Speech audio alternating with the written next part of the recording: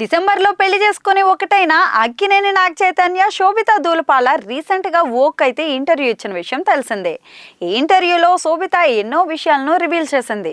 చైతన్యను కలవక ముందే తాను ముంబైలోనే settle అవ్వాలనుకున్నట్టు, film ఇండస్ట్రీకి సంబంధించిన వ్యక్తితో రిలేషన్లోకి వెళ్ళకూడదన్నట్లు తెలిపింది. కానీ చైతన్యను కలిశాక తన ఆలోచన దృక్పథం మొత్తం మారిపోయిందని శోభిత చెప్పింది.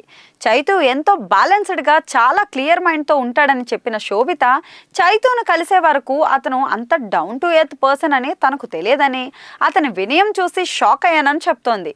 ఏ పనినైనా చైతు 100% చేస్తాడని శోభిత ఈ సందర్భంగా తెలిపింది. చేసే పనిలోనే చైతన్య తన ఆనందాన్ని వెతుక్కుంటాడని, దాదాపు 2 గంటల పాటు తన బైక్ను తానే క్లీన్ చేసుకుంటాడని, అది అతనికి ఎంతో ఆనందాన్ని ఇస్తుందని శోభిత తెలిపింది. జీవితంలో ఎన్నో సంఘటనలు ఎదుర్కొన్న చైతు అందులో నుంచి కూడా పాజిటివ్ కోణాన్ని చూశాడని భర్త గురించి శోభిత చెప్పుకొచ్చింది. అంతేకాదు, సక్సెస్ వచ్చినా ఫెయిల్యూర్ వచ్చినా చైతు ఎప్పుడూ ఒకేలా ఉంటాడని, తాను చేసిన సినిమా సక్సెస్ అయితే ఎగిరి గంతేయడం, ఫ్లాప్ అయితే మూడీగా ఉండడం లాంటివేవి చేయడని, కస్టడీ ఫెయిల్ అయినప్పుడు చైతు ఎలా ఉంటాడో తండేల్ బ్లాక్ బస్టర్ అయినప్పుడు కూడా తాను అలాగే ఉన్నాడని అంటోంది.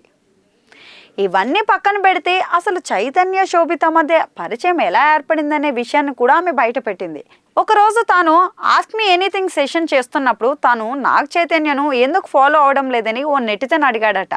ఆ తర్వాత చైతు ప్రొఫైల్ ఓపెన్ చేసి చూస్తే అతను ఫాలో అవుతున్నట్లు, 70 మందిలో తాను కూడా ఉండటం చూసి షాక్ అయి అతన్ని తిరిగి ఫాలో అయినట్లు ఆమె వెల్లడించింది. అలా మెల్లిగా వారి మధ్య చాటింగ్ జరిగి ఇద్దరికీ ఉన్న కామన్ ఇంట్రెస్ట్ల గురించి మాట్లాడుకున్నారట. తామిద్దరూ ఎక్కువగా ఫుడ్ గురించే మాట్లాడుకునే వాళ్ళమని, చైతన్య ఎక్కువగా షూషీ గురించి పోస్ట్ చేసేవాడని, అది చూసి అట్రాక్ట్ అయ్యానని, మొత్తానికైతే 2022లో లంచ్ డేట్ కోసం చైతన్య తన కోసం ముంబై వచ్చాడని శోభిత వెల్లడించింది.